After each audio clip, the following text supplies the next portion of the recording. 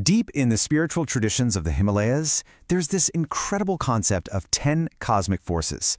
They're called the Dasha Mahavidya. For thousands of years, they've been thought of as the blueprints of reality itself. So today we're going to dive in, explore what they are, and why they are still so powerful.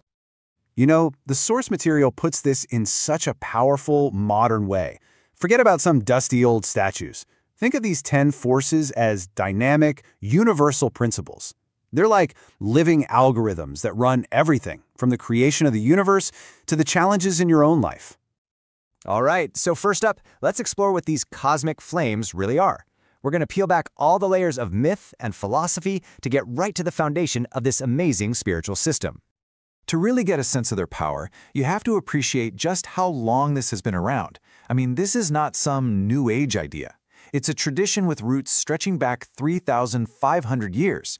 It has literally shaped civilizations, from the hidden caves of Nepal to the sacred ghats of India. So to really grasp what the Mahavidyas are, we first have to understand where they came from. You know, every great force has an origin story. And this one, well, it all starts with one single, incredibly powerful cosmic event that lit these 10 flames. Now, this idea didn't just appear overnight. It really began as just a tiny conceptual seed in the ancient Rigveda, way back around 1500 BCE. Then, over centuries, it was slowly developed, it was deepened by the Tantric traditions in Nepal and Kashmir, and then, finally, it was all put together into the system we know today. It's really a profound evolution of thought.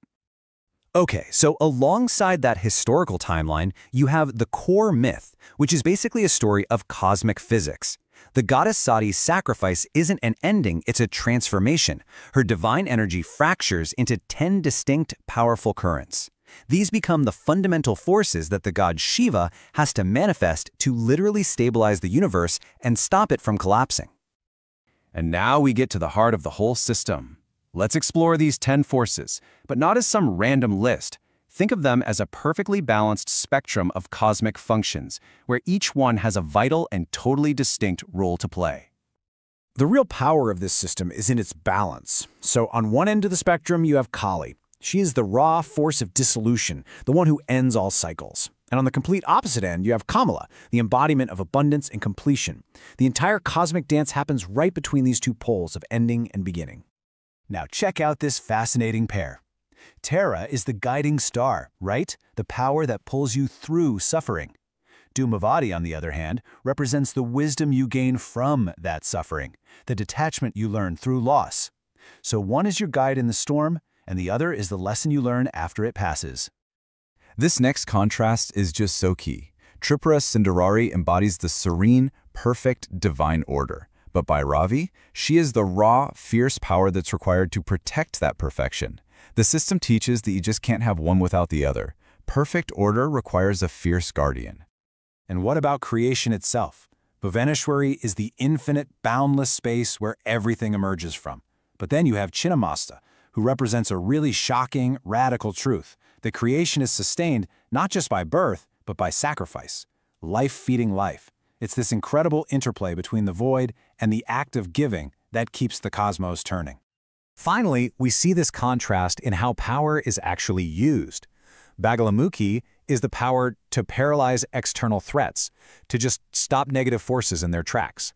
Matangi, though, is an internal power. It's about finding wisdom in what society throws away and transforming impurity into something sacred. So one stops the outer enemy, the other transforms your inner landscape. So now that we've seen the individual forces, let's zoom out and see how they all connect. Because this isn't just a collection of 10 cool ideas. It is a coherent, unified system. It's a form of spiritual technology. And to understand how this system really works, we need to know what a yantra is. It's way more than just a sacred diagram. In this tradition, it's considered the literal geometric blueprint of a cosmic force. Think of it like a visual algorithm. And this is where the cosmic becomes deeply personal.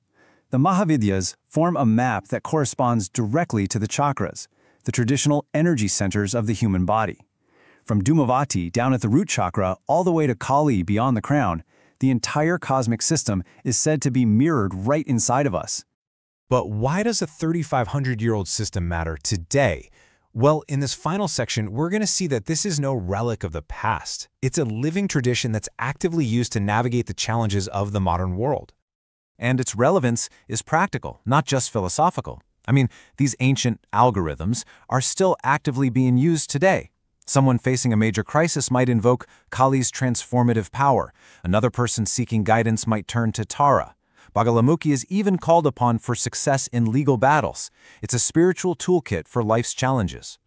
So, after exploring these 10 immense powers, we arrive at the ultimate teaching, and its unity. The Dasha Mahavidya are not 10 separate goddesses. They are 10 distinct mirrors, and they are all reflecting one single unified consciousness. And that leaves us with a final thought. As you consider this whole spectrum of cosmic functions, from dissolution to creation, from fierce protection to serene abundance, which of these living algorithms resonates most with your life right now? It's a powerful question to think about. Thanks for joining us for this explainer.